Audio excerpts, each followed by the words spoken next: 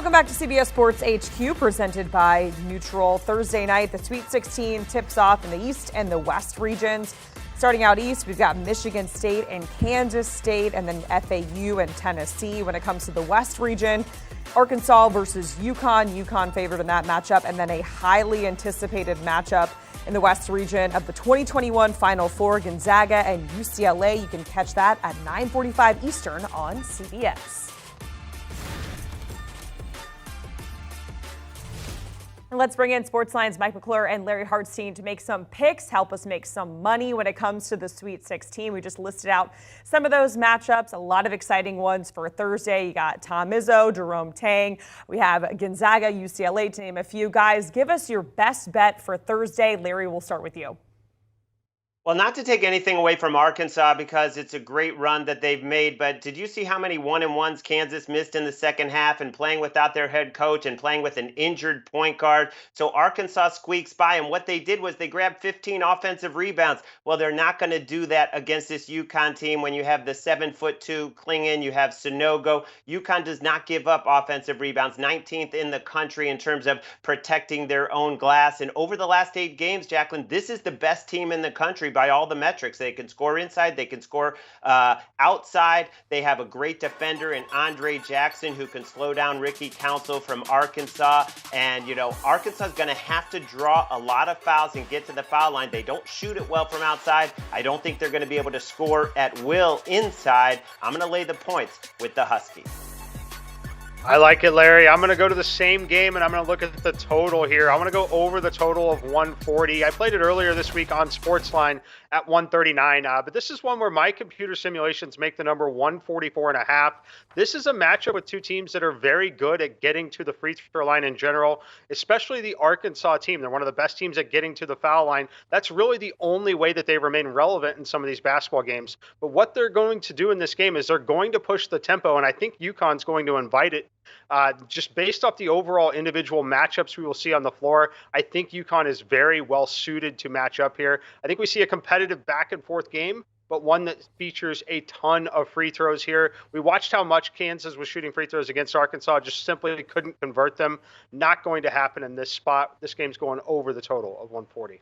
All right, when it comes to the Sweet 16 games for Friday, we have the Midwest and the South region. San Diego State taking on the #1 overall seed, Alabama. Princeton, the 15 seed there on a run, taking on Creighton. Miami, big underdogs against Houston. And then Xavier taking on Texas. Mike, what's your best bet for Friday's slate?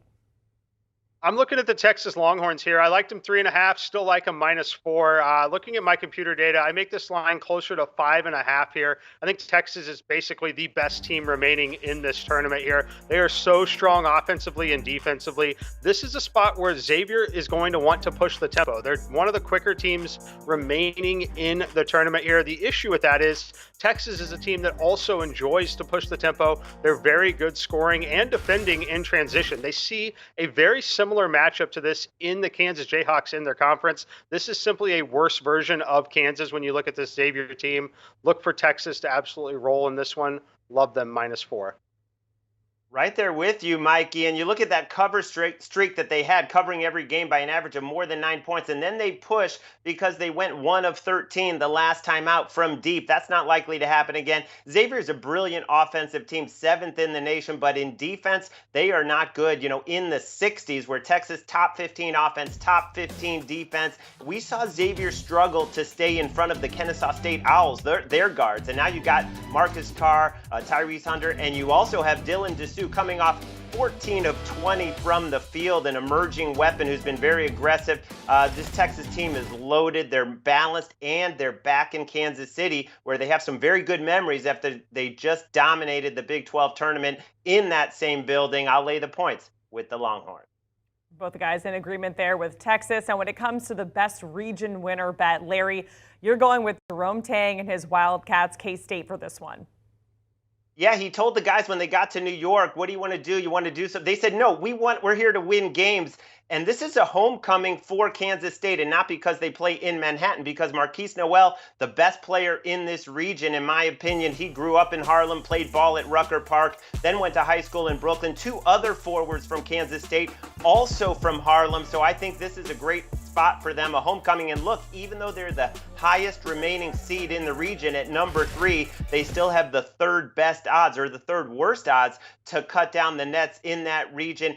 Noel is the best player in this region, and I love the matchup with Michigan State because Michigan State does not force turnovers, 339th nationally in forcing turnovers. The only teams that have given Kansas State problems, TCU, West Virginia, these teams force a lot of turnovers. Michigan State will not do that. So I love Kansas State because then if they get through this, they play Tennessee, who doesn't have their starting point guard, and then or FAU. I think the odds on Kansas State too juicy to pass up.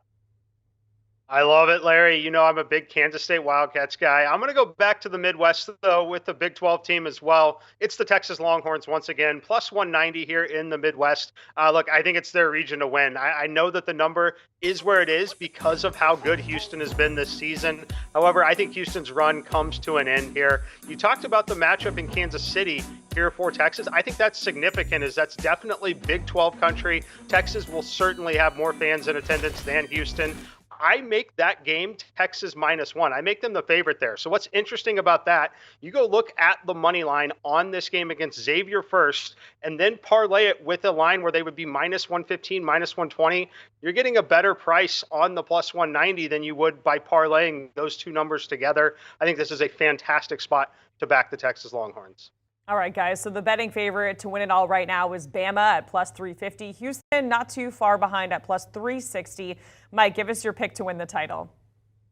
No surprise, we're headed back to the Texas Longhorns. It's a huge Texas segment here for me. The reason why this number is 10-1 is because they run into Houston after they beat Xavier. However, I told you I make them a favorite in that game. I make them a favorite in every other game they could potentially see outside of a matchup with Alabama. And that Alabama team, it's a very comfortable matchup for them. They see something very similar to Alabama every single time they play the Kansas Jayhawks, a team that wants to run, tries to score in transition, has NBA talent on the roster that's able to score a bucket at any given moment. Texas knows how to defend it here. And then finally, you look at the senior leadership on this team. You've got Marcus Carr, Timmy Allen, Serge Rice, Dylan Dessou, all of these guys, Brock Cunningham even. They're all seniors. This is one of the teams with the most experience in college basketball here. I think they get it done. Well, if you want to talk about seniors, I think you talk about Tiger Campbell and Jaime Jaquez out of UCLA. They were my pick before this tournament, and I have seen nothing to shy away from them. The injury news, other than losing Jalen Clark, has been very good. David Singleton rolled his ankle, but he should be good to go Friday for the showdown against the Zags. It's nice that he gets an extra day. He's a shooter that shoots 43% from deep, and they have a freshman, Amari Bailey, terrific shooter, terrific passer. They've got it all. They've got Bona inside, the eraser down there who can stop Drew Timme and some of those UConn bigs. And look at the defensive numbers that this team plays, with Mick Cronin. They've got it all. They've got all the ingredients. They also have the narrative of coming so close just a couple of years ago, and finally healthy Jaime Jaquez is, except for Jalen Clark, this team is healthy and ready to win it all. All right, and finally, guys, you want to get your pick to win most outstanding player. Larry, who you got? Well, I'm going back to Jaime Jaquez. You can't really defend this guy because he's so big, but he's such a good shooter. He's 6'7", 225. He can hit the mid-range. He can hit the three-point shot, averaging 17.5 points, shooting 57% in the tournament, over 2 steals a game. He anchors the defense. And he is so clutch. And if you watch UCLA in the second half, whenever they need something, just run it through Jaime Jaquez. He's really like a point forward. There was a game in Oregon where he just took over down the stretch, basically scored on every single possession or set one of his teammates up. I think UCLA cuts down the nets, and Jaime Jaquez wins MOP. And like Larry, I'm making a correlated play here. I've got the Longhorns winning it all here. So it's going to be Marcus Carr. I think this is his moment. I mentioned the senior leadership. He's a fifth-year senior, a fringe NBA talent that is certainly making enough noise to potentially take his game to the next level. What I like here is I look at every single potential matchup that they're going to have the rest of the way, and they're all going to be matchups where Texas is going to have incredibly strong guard play. Looking at this Xavier game, this is one where I think that he's going to rack up enough steals. It's going to allow him to have assists. He's going to score in transition. It's going to set him up for a really nice stat profile the rest of the way in this tournament. Again, I love them against Houston. And then when you get to that Bama matchup, if they can steal that game against Alabama potentially, it's going to be because Marcus Carr has a huge game in the backcourt for Texas. The kid played 39 minutes against Penn State. I think he plays all 40 in 2 of the next games here for the Longhorns. Give me Marcus Carr. All right, that is Mike McClure and Larry Hartstein joining us here on CBS Sports HQ, helping us make some money on the Sweet 16. Thank you so much, guys. We appreciate it. And let's recap their NCAA Tournament picks here. Their best bet for Thursday. Mike likes the over in the Arkansas-UConn game. Larry's laying the points with the Huskies for the best bet for Friday. The guys are in agreement. Texas at -4. The best region winner, Mike likes Texas, plus 190 to come out of the Midwest. And then Larry likes KSU at plus 350 to come out of the East. Their pick to win the national championship, Mike likes Texas at plus 1,000. Larry likes UCLA at plus 850. And when it comes to their pick for the most outstanding player, Mike is going with Marcus Carr, while Larry is going with Jaime Jaquez. Do you want a sports network that delivers everything that matters about the game? The highlights, the picks, the instant analysis, no yelling, no fake debates, no politics. Hit the subscribe button and never miss a moment.